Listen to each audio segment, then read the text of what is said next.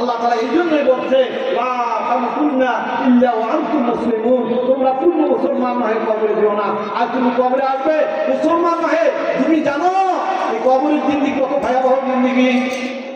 হযরত ওসমান রাদিয়াল্লাহু তাআলা রাসূল পাক সাল্লাল্লাহু আলাইহি সাল্লামের দুইজন মেয়ের জামাই, কয়জন মেয়ে? দুইজন মেয়ের জামাই হযরত ওসমান রাদিয়াল্লাহু তাআলা আনহু, ইসলামের তৃতীয় খলিফা, যাকে যুন্নুরাইন বলা হয়, যাকে কি বলা হয়? যুন্নুরাইন বলা হয়।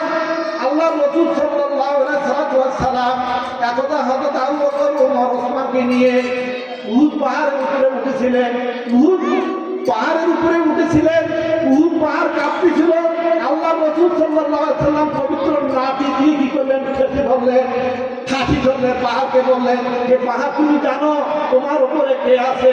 তোমার উপরে একজন নবী আছে, তোমার উপরে একজন সিদ্দিক আছে, তোমার উপরে দুইজন শহীদ আছে। তুমি কি জানো তোমার উপরে এখন কে দাঁড়িয়ে আছে? তুমি এভাবে মরতেছো কেন? আল্লাহু আকবার, আল্লাহু আকবার। বাবু কি উহুদ পাহাড়, আপনারা হয়তো যারা হজে গেছেন দেখেছেন, বিরাট উহুদ পাহাড়। যে উহুদ পাহাড়ে আল্লাহ রাসূল সাল্লাল্লাহু আলাইহি ওয়াসাল্লাম বাবার শহীদ হয়েছে, যেখানে ছাইদুল শুহাদা হযরত আমির হামজা রাদিয়াল্লাহু তাআলা দেহ মোবারক পড়ে আছে। আমি গেছি, দেখেছি উহুদ পাহাড়ের অবস্থা।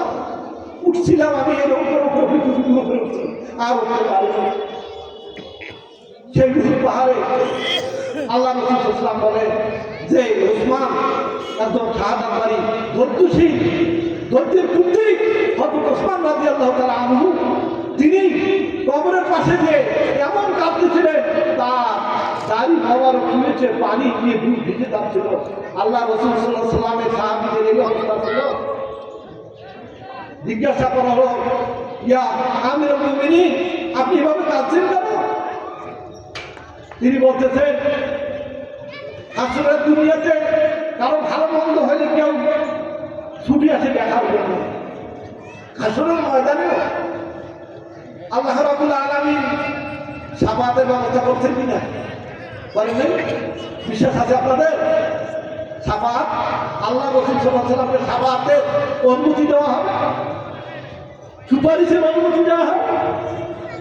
এবং আরো বলা হয়েছে আল্লাহ রাব্বুল আলামিনের অনুমতি ক্রমে আপনার আমার কোন যদি সৎ সন্তান হাফেজে কোরআন, ওলামায়ে হক্কানি তৈরি হয়ে যায়, আল্লাহ পাকের অনুমতি ক্রমে হয়তোবা সেও তার নিকটস্থ দলকে থেকে জন্য আল্লাহ পাকের কাছে সুপারিশ করে।